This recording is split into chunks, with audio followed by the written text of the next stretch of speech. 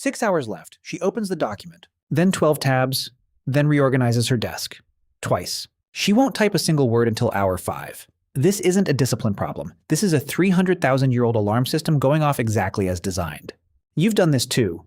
Not with an essay maybe, with an email, a phone call, a form you've had open in a tab for 3 weeks. You tell yourself you'll get to it. You don't. And afterward, you call yourself lazy. But here's the thing. Lazy people don't feel anything when they avoid work. You do. That knot in your stomach, the guilt that sits there while you scroll instead of starting. That reaction isn't laziness. It's a warning system. And warning systems don't switch on for nothing. To understand why, you have to look at what's actually happening inside your skull the moment you decide to start something hard. In 2009, a psychologist named Hal Hershfield at UCLA put people into an MRI scanner and asked them to think about themselves. Not right now.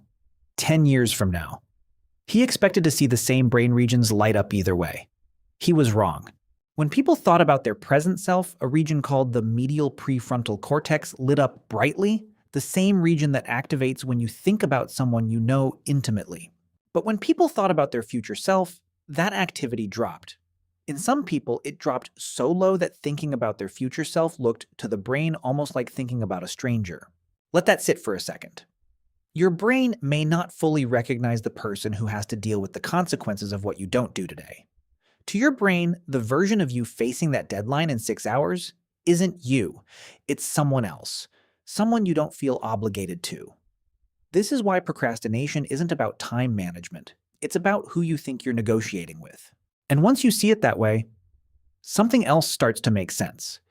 Every time you push a task to tomorrow, you're not being irresponsible. You're handing a problem to a stranger and walking away. But there's more to it than just distance. There's also fear. For decades, scientists assumed procrastination was about poor planning. Then, in 2007, a researcher named Piers Steele at the University of Calgary ran the largest meta-analysis on procrastination ever conducted, pulling together data from over 200 studies. What he found didn't fit the planning theory at all. The people who procrastinated most weren't the worst planners. They were the ones most sensitive to how a task made them feel. Boring tasks, frustrating tasks, tasks tied to fear of failure. Those got delayed the longest, regardless of how smart or organized the person was. Steele's data pointed to something uncomfortable. Procrastination wasn't a productivity failure, it was an emotional one. A psychologist named Fushia Sirawasser picked up that thread and pushed it further. Her research reframed procrastination entirely, not as a failure to manage time, but as a failure to manage a feeling. She called it mood repair. When a task creates a bad feeling, dread, anxiety, boredom, self-doubt, the brain looks for the fastest way to make that feeling go away. And the fastest way is almost never to do the task. It's to do literally anything else. Checking your phone doesn't help you finish the essay, but it does make the dread disappear for a few minutes. That relief is real. Your brain registers it as a win, and it will keep chasing that win, one small avoidance at a time, even while the deadline gets closer. And here's where it gets worse. Because your brain isn't just managing a bad feeling, it's treating the task itself like a threat. Deep inside your skull sits the amygdala, the part of your brain responsible for detecting danger. It evolved to respond to things like predators and physical harm. It cannot tell the difference between a lion and a deadline. When you sit down to face a task that feels overwhelming, humiliating, or uncertain, your amygdala reacts the same way it would to something that could actually hurt you. It triggers avoidance.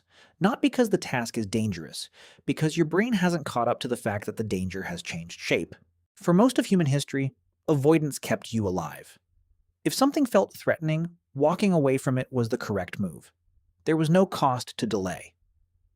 The lion didn't disappear because you looked away, but neither did it chase you into next week for ignoring it. Deadlines don't work like lions. They compound. They wait. And the same circuitry that once saved your life now quietly sabotages you, one postponed task at a time. So every time you procrastinate, 3 ancient systems are working against you at once. Your brain barely recognizes your future self as you. Your brain is chasing short-term emotional relief instead of long-term outcomes. And your brain is treating an uncomfortable task as if it were a physical threat. None of that is a character flaw. It's not evidence that you're broken or undisciplined. It's evidence that you're running a very old operating system inside a world it was never built for. Which brings us back to the essay. 6 hours before the deadline, she isn't lazy. She's negotiating with a version of herself her brain barely recognizes as real. She's chasing the relief of not thinking about the assignment instead of the reward of finishing it. And somewhere underneath all of it, a part of her brain that used to watch for predators is quietly flagging a blank document as something to avoid. By hour 5, something shifts. Maybe the fear of the deadline finally outweighs the fear of starting. Maybe the future self stops feeling like a stranger and starts feeling like someone she has to answer to. Whatever the exact trigger, she starts typing. She'll probably tell herself afterward that she works better under pressure. That's the story most people tell. But the pressure isn't what made her productive. It's what finally made the cost of avoidance louder than the discomfort of starting. You've told yourself that same story. Maybe you're telling it to yourself right now, but the truth is quieter and stranger than that.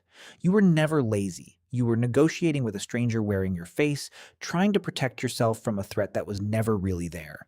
The task was always safe. Your brain just hadn't gotten the message yet.